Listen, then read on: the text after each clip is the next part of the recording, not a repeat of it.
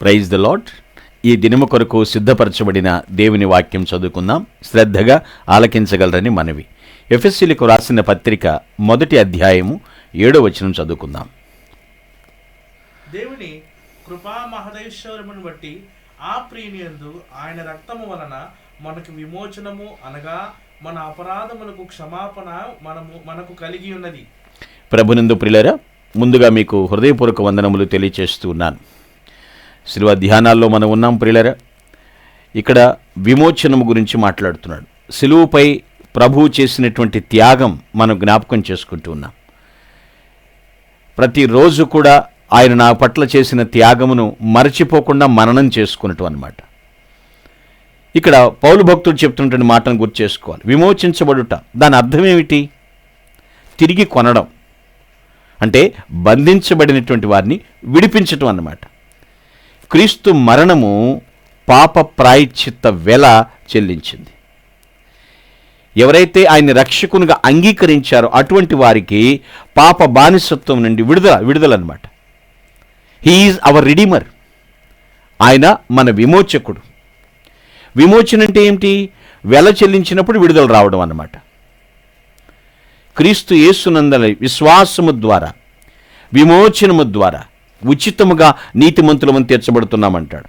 అంటే యేసుక్రీస్తు మరణము 2 అద్భుతాలను సూచిస్తుంది, లేదా 2 సత్యాలను సూచిస్తుంది. ఆ 2 ఏమిటి? ఒకటి విమోచన, రెండవది క్షమాపణ. Redemption and forgiveness. విడిపించుట అనేటువంటి మాట గుర్తుపెట్టుకోండి. ఒక బానిస స్వేచ్ఛను పొందటం, దాని కొరకు చెల్లించబడినటువంటి వెల.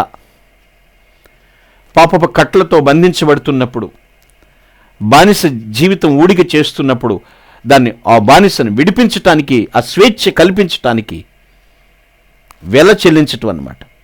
పాపపు బానిసలుగా ఉన్నటువంటి మనలను విడుదల చేయటానికి యేసయ్య వెల చెల్లించాడు. దాన్ని మనం ఎప్పుడు కూడా జ్ఞాపకం చేసుకుంటూ ఉండాలి. అదే ఓల్డ్ టెస్టిమెంట్ టైంలో అయితే, పాత నిబంధన కాలంలో విమోచన చేయటం కొరకు, క్షమాపణ పొందటం కొరకు జంతువుల రక్తాన్ని చిందించేవాళ్ళు. జంతువుల రక్తం చిందించడం ద్వారా క్షమాపణ ఇవ్వబడింది. అయితే ఇప్పుడు మనము యేసు రక్తము చిందించటం ద్వారా క్షమించబడ్డాము. మనకి ఫర్గివ్నెస్, క్షమాపణ దొరికింది పిల్లలు. ఆయన తనను తానుగా అర్పించటం వలన, బలిగా అర్పించుకున్నట్టు వలన పరిపూర్ణమైనదిగా, ఇంక ఏ బలులు అక్కర్లేకుండా చివరిగా ఆయన బలి అర్పించబడ్డాడు మన కొరకు. పరిపూర్ణమైనటువంటి కంప్లీట్ సాక్రిఫైస్ అన్నమాట. పిల్లలు గ్రహించండి, మనుషులు మరబొమ్మలు కాదండి. విశ్వసించిన వారికి దేవుడు ఆయన కృప మహదైశ్వర్యాన్ని ఇస్తున్నాడు. ఓల్డ్ టెస్టిమెంట్ టైంలో, పాత నిబంధన కాలంలో అయితే ఒక వ్యక్తి యొక్క అప్పులు తీర్చబడకపోతే అతన్ని బానిసలుగా అమ్మేసేవాడు. బంధువులు ఎవరైనా వస్తే అతన్ని విడిపించవచ్చు. ఆ విడిపించిన వారు తనకిష్టం వచ్చినట్లుగా వాడవచ్చు ఆ వ్యక్తిని. ఆ వ్యక్తి యొక్క స్వేచ్ఛను కొంటున్నారన్నమాట దాని అర్థం. బంధువులు అప్పులు తీర్చవచ్చు. ఆయన మన సమీప బంధువుడండి. ప్రభు మనల్ని విడిపించాడు. మన కొరకు విమోచన క్రయధనముగా అర్పించుకున్నాడు. క్రీస్తు మన స్వేచ్ఛను కొనుగోలు చేశాడు. అయితే దాని అసలు సిస్సలు ధర ఏమిటో తెలుసా అండి? ఆయన ప్రాణం. అసలు మూల్యం, వెల ఏమిటంటే ఆయన ప్రాణం ఇచ్చాడు, సొంత ప్రాణం. ఇది తండ్రి అయినటువంటి దేవుని శాశ్వతమైనటువంటి విమోచన ప్రణాళిక అండి ఇది. ఆయన సార్వభౌముడు కదా, ఆయన సార్వభౌముడైనటువంటి దేవుడు. కాబట్టి మానవుణ్ణి విడిపించాడు. మరి అదేంటి సార్, ఇంకా తప్పులు చేస్తూనున్నారు, అలా స్వేచ్ఛగా వదిలేసేదేంటి మనిషిని?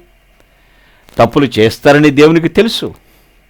అంతేకాదు, వాళ్ళని రక్షించాలని కూడా దేవునికి తెలుసు. స్వేచ్ఛ సంకల్పము ఇచ్చాడు ఆయన్ని. అలా మనిషిని ఒక మరబొమ్మలాగా వదిలేయాలి, మరబొమ్మలాగా నేను కీచినట్టు తిప్పాలని కాదు పిల్లరా.